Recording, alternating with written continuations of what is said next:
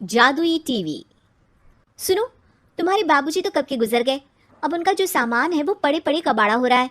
बेच ही दो, कुछ पैसे आ जाएंगे। बात तो सही है। अगले संडे फुर्सत में यही करेंगे।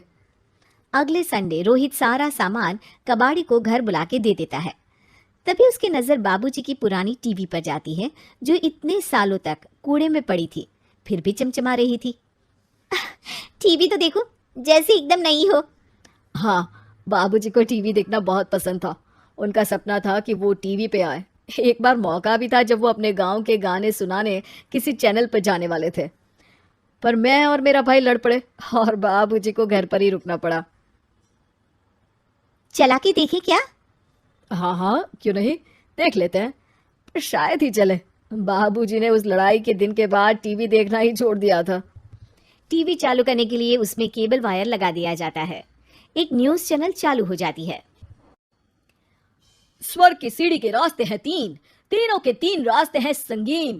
पहला रास्ता है सांप की बीन, दूसरा रास्ता घर में बिछा कालीन, तीसरा रास्ता कलकत्ता से चीन। ये क्या बकवास खबर है, कुछ अच्छा लगा दो। अरे आप बोलो तो सही, कोई अच्छी खबर सुना देता हूँ। मेरा तो काम ही खबर देना है। अरे बाप रे, टीवी बात कर रही है। हाँ, ये न्यूज वाला मुझसे। हाँ हाँ, आपसे ही तो बात करूंगा ना, आपके घर में हूं तो। अरे ये सपना है क्या? तुम हमसे बात नहीं कर सकते? अरे सपना नहीं भाई साहब, ये टीवी जादुई टीवी है। बोलो क्या खबर सुननी है, वरना ब्रेक लेने का टाइम आ जाएगा। सुप्रिया घबरा के टीवी बंद कर देती है। वो क्या था? अरे एक बार और चालू करके देखे, फिर से बात करेगा तो चैनल बदल देंगे। सुप्रिया फिर टीवी चालू कर देती है। अरे ऐसा कोई मुंह पे टीवी बंद करके जाता है क्या? मुझे बुरा लगा आपका नेचर। चाय पानी तो पूछो। सुप्रिया टीवी के बटन से चैनल बदल देती है। अब टीवी पर एक फिल्म चल रही है। अरे ये तो सूर्यवंशम है ना? हाँ, और ये ठाकुर को जहर की खीर दे दी और उसको पता भी नहीं है। ए भाई, खीर मत पीना, उसमें जहर है, मत पीना। ठीक है महाशय, जैसा आप कहें। हाँ। अरे आपकी बात मान ली, पूरी पिक्चर ही अब तो बदल जाएगी। मतलब ये सच में जादुई टीवी है? तभी वहां कबाड़ी आ जाता है। भैया, टीवी के 150 रुपए दूंगा, चलेगा? अरे 1.5 करोड़ में भी ना दे तुमको ये टीवी हम। अरे 1.5 करोड़ खरीदने को होते तो तुम्हारे घर में ये पानी चाय नहीं पीता, अंबानी या टाटा के घर बैठा कोल्ड कॉफी पीता। रोहित कबाड़ी का हिसाब करके उसे वहां से चलता करता है और अपने भाई शशिकांत को फोन लगा के बुलाता है। शशि थोड़ी ही देर में वहां पहुंच जाता है। क्या हो गया भैया? अरे बाबूजी का टीवी याद है? हाँ हाँ, जिसमें घुसे रहते थे हमेशा वो, और अपने को कुछ नहीं देखने देते थे। अरे वो अब जादुई टीवी बन गया है। भैया, आपकी बकवास करने की आदत अब तक नहीं गई। अरे आपके घर में बच्चे हैं, अब तो बड़ों जैसी बात करो। रोहित जाके टीवी चालू कर देता है। टीवी पर एक जादू का शो हो रहा है जिसमें एक जादूगर है। अब मैं अपनी टोपी में से कबूतर निकालूंगा। श्रिंग ब्रिंग शरिंग बम फोपा फुफी फुफा पाउ। टीवी से कबूतर निकलता है और शशिकांत के सर पर आकर बैठ जाता है। भैया, ये क्या हो रहा है? भैया इसे उड़ाओ। ए कबूतर, जा जा, कबूतर चल निकल। अब मैं टोपी में से सांप। सांप सुनते ही शशिकांत कांप जाता है और भाग के टीवी बंद कर देता है। भैया, सॉरी भैया, मैं समझ गया ये सच में जादुई टीवी है, पर एक बार और ट्राई करते हैं। पर भाभी, कोई दूसरा चैनल लगाओ जिसमें डर ना लगे। सुप्रिया टीवी चला देती है और न्यूज लगा देती है। अरे कितने दिनों बाद मुझे याद आया, बताइए क्या खबर सुनाओ। और ये नया आदमी कौन है? ये मेरा भाई है शशिकांत।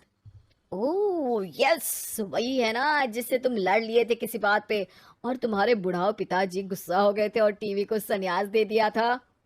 हैं? तुमको कैसे पता ये सब? इस टीवी में रहने वाले आदमी से लेकर कबूतर तक को तुम्हारे बाबूजी और तुम्हारी बातें पता है, इसलिए तो ये जादुई टीवी है। ये टीवी क्या कर सकती है वैसे? तुम जो मांगो दे सकती है। कहानी बदल सकते हो, खबर बदल सकते हो, कोई चीज मांग सकते हो। अरे भैया, ये टीवी मैं लेके जा रहा हूँ। बाबूजी का लाडला तो मैं ही था ना।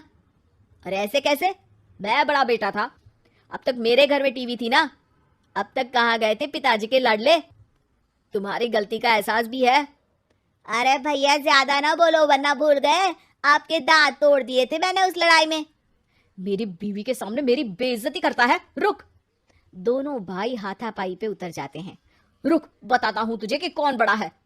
अरे छोटे का दम तो देख लीजिए आप। ये खबर आपके बाबूजी को देता हूँ। तभी टीवी अचानक बंद हो जाता है। अरे शायद टीवी नाराज हो गया।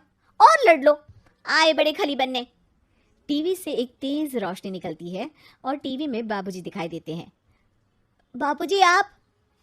इतना चकरा क्यों रहा है? अपने बाप को नहीं पहचानता क्या? ये तो ऐसा ही है बाबूजी। प्रणाम बाबूजी। अरे चुप कर, तुम दोनों ही उल्टे हो। तुम्हारी वजह से मैंने टीवी में आने के सपने को छोड़ दिया, तुम्हारी लड़ाई की वजह से। और तो और, जितना मैं अपनी बीवी को नहीं देखता था उतना टीवी को देखता था, वो भी छोड़ दिया तुम दोनों की लड़ाई की वजह से। और अब मरने के बाद जब मैंने टीवी को जादुई टीवी बना दिया तो भी तुम इसका फल लेने की जगह लड़ रहे हो। अरे तुम तो लायक ही नहीं हो। अब तुमको बाबा जी का ठुल्लू भी नहीं मिलेगा।